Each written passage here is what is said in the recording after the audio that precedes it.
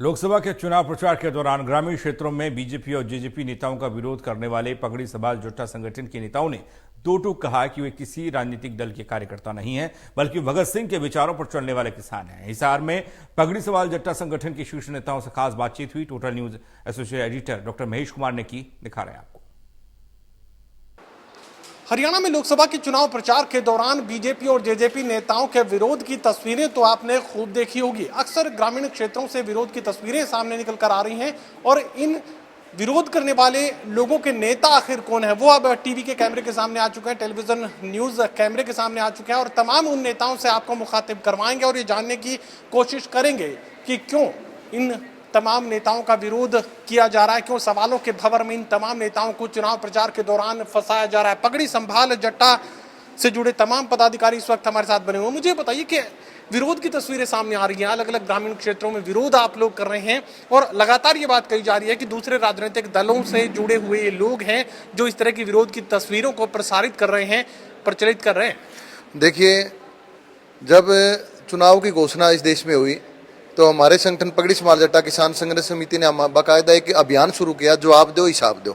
और BJP JJP जो पिछले 10 साल से राज में रही है, और सबसे बड़ी बात यह है कि जो लोग राज में होते हैं सवाल उन्हीं से पूछा जाता है। तो पिछले 10 सालों में जो इन्होंने वादे किए थे, जो इन्होंने काम किए हैं, किसानों पे जो अत्याचार किए हैं, मजदूर पे जो अत्याचार किए हैं, इन सब बातों को लेकर हमने 20 सवालों का एक पर्चा तैयार किया, जिसका बाकायदा अभियान जवाब दो हिसाब दो अभियान के तहत वो पर्चा हमने लोगों तक पहुंचाया। और जब ये लोग शासन से जुड़े हुए लोग, राजनीतिक पार्टी बीजेपी जेजेपी से जुड़े हुए लोग जब गाँव में गए तो बाकायदा लोगों ने सवाल पूछे। जब इन्होंने जवाब नहीं दिए तो लोगों ने इसका विरोध भी किया। और इसी अभियान को आगे बढ़ाते हुए हम लगातार जब तक ये चुनाव चलेंगे, लगातार हम बीजेपी जेजेपी का गांव में लगातार जो गांव की कमेटी है, बाकायदा हमने ये निर्णय भी कर रखा है कि गांव की कमेटी ही, जिस गांव की कमेटी होगी, जो लोग उनके गांव में आएंगे उस गांव की कमेटी ही बाकायदा सवाल जवाब पूछेगी, दूसरे गांव के लोग उसमें नहीं जाएंगे, ताकि ये रहेगा भी उसी गांव के लोग थे। कई बार ये बोल देते हैं कि ये तो दूसरे गांव से आए हुए, ऐसा कुछ नहीं है। जो उस गांव के लोग हैं वही बाकायदा सवाल पूछेंगे।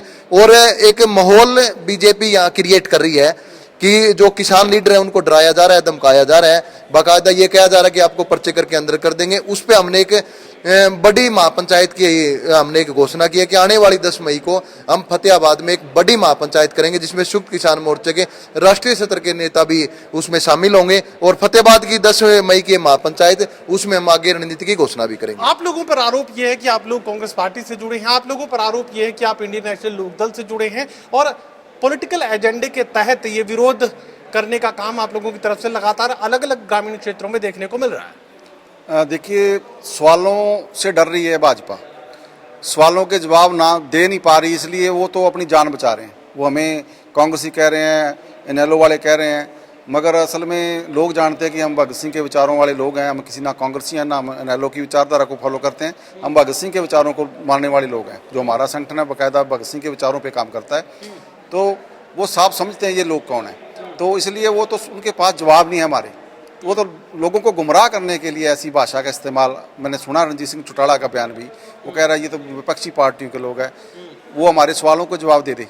चौटाला साहब, रणजीत सिंह चौटाला बैठ के हमारे यहाँ सामने सवालों का जवाब दे दे, हम उसे मान जाएंगे, हम उसी को वोट कर देंगे यदि हमारे सवालों का जवाब दे देगा। चलिए मुझे बताइए कि कल तक जो लोग सत्ताधारी दल में थे, यानी भारतीय जनता पार्टी में थे या जननायक जनता पार्टी में भी हो सकते हैं, वो लोग अगर पार्टी बदल कर एक बार फिर से चुनावी मैदान में सामने आ जाते हैं, जिसकी संभावनाएं काफी ज्यादा हिसार लोकसभा सीट पर बनी हुई है, तब आप लोगों का रुख क्या रहेगा? देखिए, जवाब तो उनका भी है, उनसे भी लेने का हक बनता है हमारा, उनसे भी लेने का काम करेंगे हम, क्योंकि वे भी 5 साल चुपचाप रहे और किसानों के साथ जो अत्याचार हुए वह भी उसमें शामिल थे वो लोग।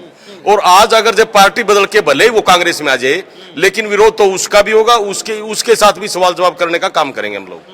चलिए, यहाँ पर रणनीति तैयार कर दी गई है, किस तरीके से अपनी शक्ति किसान बढ़ाने का काम करेंगे, किस तरीके से दबाव जो लगातार किसान संगठनों पर विरोध करने वाले लोगों पर बढ़ता जा रहा है, उस दबाव को किस तरीके से कम करना है। और चुनाव प्रचार को लेकर आगे की रणनीति भी अब नेता भी तैयार कर रहे हैं और किसान भी तैयार कर रहे हैं। विरोध की तस्वीरें हरियाणा प्रदेश में आगे भी आपको देखने को मिलती रहेंगी।